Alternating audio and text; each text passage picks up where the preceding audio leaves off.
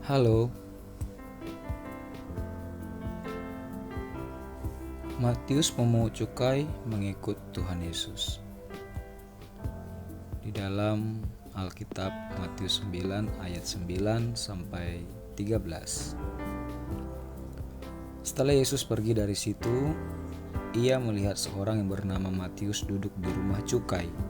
Lalu ia berkata kepadanya, "Ikutlah aku." Maka berdirilah Matius lalu mengikut dia. Kemudian ketika Yesus makan di rumah Matius, datanglah banyak pemungut cukai dan orang berdosa dan makan bersama-sama dengan dia dan murid-muridnya. Pada waktu orang Farisi melihat hal itu, berkatalah mereka kepada murid-murid Yesus, "Mengapa gurumu makan bersama-sama dengan pemungut cukai dan orang berdosa?" Yesus mendengarnya dan berkata, "Bukan orang sehat yang memerlukan tabib, tetapi orang sakit. Jadi pergilah dan pelajarilah arti firman ini. Yang kukehendaki ialah belas kasihan dan bukan persembahan. Karena aku datang bukan untuk memanggil orang benar, melainkan orang berdosa." Kisah yang sangat singkat ini memberikan kita renungan dan kita bisa belajar apa yang Tuhan lakukan dalam pelayanannya, bahwa Dia selalu berfokus kepada orang yang berdosa, bukan kepada dosanya. Karena semua manusia sudah berdosa dan kehilangan kemuliaan Allah. Jadi, semua orang perlu keselamatan.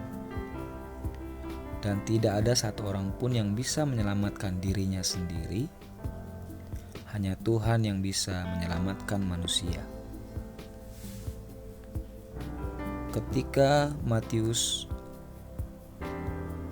dipanggil oleh Tuhan dan mengikuti kemanapun Tuhan Yesus pergi, Matius mengajak teman-temannya satu profesi, para pemungut cukai dan orang berdosa lainnya untuk makan bersama-sama dengan dia. Artinya Matius mengalami perubahan hidup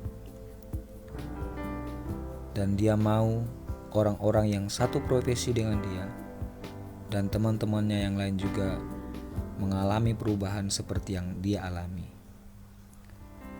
Namun selalu ada masalah yang ditemukan ketika Tuhan Yesus berada di tengah-tengah pemungut cukai dan orang berdosa. Ahli-ahli Farisi selalu bertanya, "Mengapa gurumu makan bersama-sama dengan pemungut cukai dan orang berdosa?" Sebenarnya, semua orang akan senang melihat ketika ada orang yang berdosa diselamatkan. Namun tidak dengan orang Farisi. Orang Farisi justru fokus kepada orang berdosa dan mengapa Tuhan Yesus mau bergaul dengan orang-orang berdosa. Tuhan Yesus tahu, sehingga Tuhan Yesus mengatakan kepada mereka bahwa pelajarilah arti firman ini, bahwa bukan orang sehat yang memerlukan tabib, tetapi orang sakit. Secara tidak langsung Tuhan Yesus sedang mengatakan bahwa orang-orang Farisi ini merasa dirinya sehat sehingga tidak memerlukan Tuhan. Sementara Matius dan kawan-kawannya seperti orang yang sakit yang memerlukan Tuhan untuk menyembuhkan mereka. Pesannya adalah, sebaik apapun kita akan selalu salah di mata orang yang membenci kita.